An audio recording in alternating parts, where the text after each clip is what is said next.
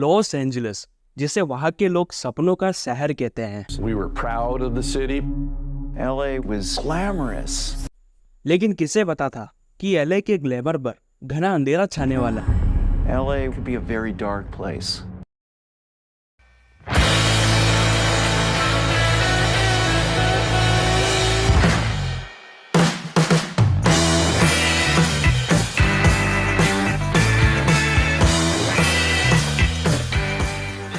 अप्रैल 1984, San Francisco में एक 9 साल की लड़की अपने घर के बाहर खेल रही होती है और वो 9 साल की लड़की अचानक से मिसिंग हो जाती है। जब उसका छोटा भाई अपने बेसमेंट में उसे ढूंढने जाता है तो वो देखता है कि उसकी 9 साल की छोटी बहन की बॉडी एक पाइप से लटकी हुई है।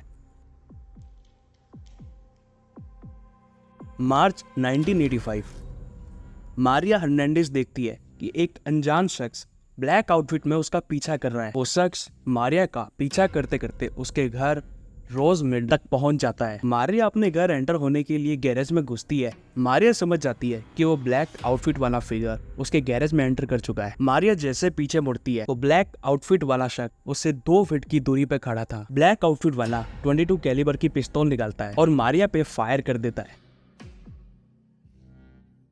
इन्वेस्टिगेशन के दौरान पता चलता है कि किसी ने उस 9 साल की बच्ची का रेप किया है और बाद में उस लड़की पर 10 से 15 बार चाकू से हमला किया था। 1985 में मोंटेबेलो में बच्चियों के अपहरण का केस सामने आता है, जिसमें मॉन्ट्रे पार्क और ग्लासेल पार्क के एरिया के बच्चों को किडनैप करके किडनैपर द्वारा उनका सेक्सुअली असॉल्ट किया जाता है और उन बच्चों में से एक 6 साल की एनास्टेसिया थी। एनास्टेसिया ने बताया कि किडनैपर उसे उसके घर से रात को किडनैप करके ले जाता है और किडनैपर उस 6 साल की बच्ची को असॉल्ट करता है। उसे पुलिस स्टेशन के पास यह कह के छोड़ देता है कि तुम्हारे साथ मैंने जो भी किया है वो तुम पुलिस को बता दो।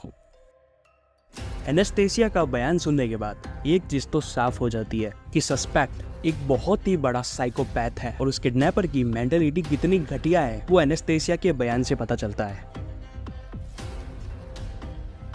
मार्च 1985 में किलर मारिया हर्नांडिस को उसी के गैरेज में 22 कैलिबर की पिस्टल से शूट कर देता है। लेकिन उस दिन मारिया की किस्मत में कुछ और ही था। बुलेट मारिया के हाथ में चाबी के गुच्छों से टकराकर रिफ्लेक्ट हो जाती है। बुलेट के तेज प्रेशर के कारण मारिया नीचे गिर जाती है। मारिया देखती है कि किलर घर के अंदर जा चुका है। घर के अंदर मारिया की रूममेट डेले ओकाजाकी थी। ओकाजाकी उससे पहले कुछ समझे, किलर उसे पॉइंट ब्लैंक पर शूट कर देता है। किलर उस रात 2 लोगों की जान लेता है। उस रात किलर वेरोनिका नाम की एक लड़की का पीछा करता है। वेरोनिका की कार जैसे रेड सिग्नल पर रुकती है, किलर उसके कार में घुस के उसे शूट कर देता है। क्राइम सीन पर इन्वेस्टिगेशन के लिए पुलिस आती है और मारिया हर्नांडिस से सारी इंफॉर्मेशन कलेक्ट करती है, क्योंकि मारिया ने किलर को काफी करीब से देखा था। और उसी रात पुलिस को दूसरे मर्डर की खबर मिलती है। वेरोनिका को जिस गन से शूट किया गया था वो .22 कैलिबर की पिस्टल थी और डिटेक्टिव गिल कैरिलो को यह शक था कि हो ना हो इन सभी क्राइम के पीछे एक ही इंसान का हाथ है। कैरिलो ने जब मारिया और एनास्टेसिया के कल्प्रिट की डिटेल्स को जब कंपेयर किया तो दोनों केसेस में डिटेल्स सिमिलर थी। एनास्टेसिया और मारिया ने सस्पेक्ट का जो स्केच बनवाया था वो दोनों मैच हो जाते हैं। Police are searching for a 6-foot-tall man with dark curly hair and badly stained teeth, dubbed the Night Stalker. Anastasia और मारिया ने जो कल्प्रिट की डिटेल्स दी थी वो भी मैच हो जाती है, जिसमें अपराधी के सड़े गंदे दांत और उसके मुंह से आती हुई एक अजीब सी स्मेल। इन दोनों केसेस में ये डिटेल कॉमन थी और यही डिटेल इन दोनों केसेस को आपस में जोड़ने का काम करती है। गिल इस केस को अपने पार्टनर फ्रैंक सैलर्नो के पास ले जाते हैं। फ्रैंक का पूरे डिपार्टमेंट में अच्छा खासा नाम था। फ्रैंक ने इस तरह के कई केसेस पहले भी सॉल्व किए थे, जिनमें से एक हिल साइड स्ट्रैंगलर केस था।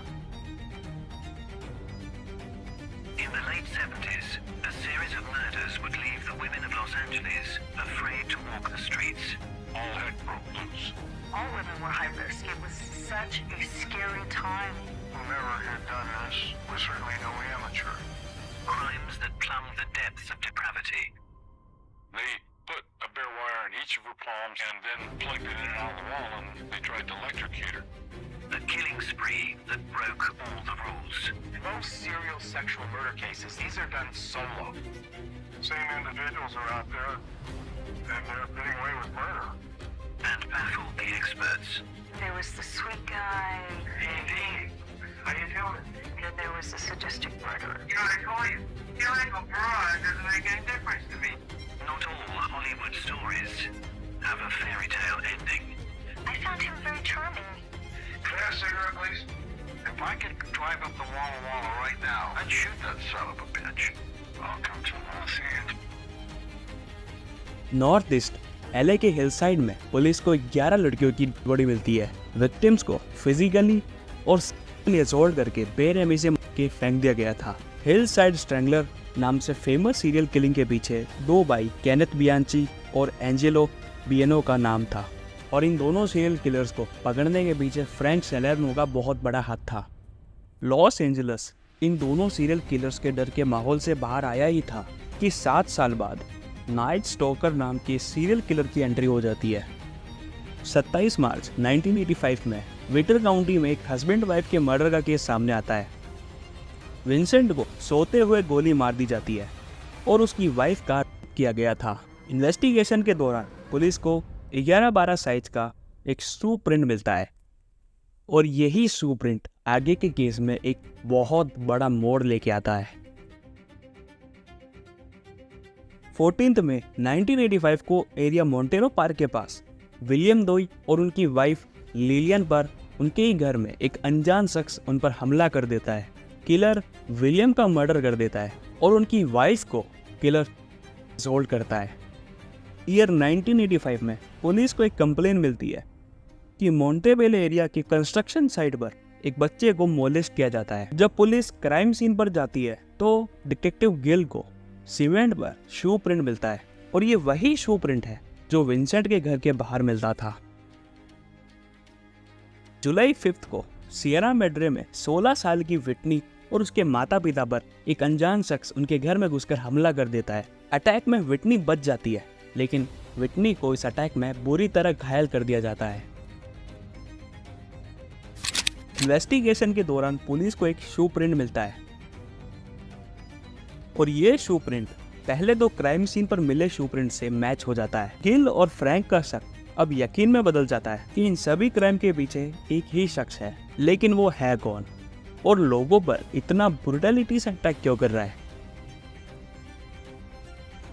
7 जुलाई 1985 सियरा मेड्रा में हुए हमले के 2 दिनों बाद मोंटेरो पार्क एरिया में 60 साल की जोइस नेल्सन का उन्हीं के घर में मर्डर हो जाता है। पुलिस को इन्वेस्टिगेशन के दौरान कंक्रीट पर एक शू प्रिंट मिलता है, और ये शू प्रिंट भी पिछले क्राइम सीन पर मिले सभी शू प्रिंट से मैच हो जाता है। और उसी रात 1 मील से भी कम दूरी पर सोफी डिकमैन का उनके घर में एक अनजान शख्स उनका असॉल्ट करता है। Today, the search for California's Night Stalker continues. I'm afraid for everybody, elderly, young, everybody. 9-year-old May Lung was found dead in the basement of her apartment building where she lived in the Tenderloin. No pattern. Anyone could be a victim. He went after old people, young people, men, women. It's unheard of. We've never encountered anybody like that in criminal history. Everybody was talking about it. I'm scared. I think everybody else is scared. Gill और Frank समझ गए थे कि इन सभी cases के पीछे किसी एक ही इंसान का हाथ है, और अब उन दोनों का सामना। Police today continue to search for any clues in the near-fatal shooting of 29-year-old William Carnes and the rape of his girlfriend. They're apparently the latest victims of the Night Stalker, thought to be responsible now for 34 brutal attacks, 14 of them fatal. किसी psychopath serial killer से होने जा रहा है।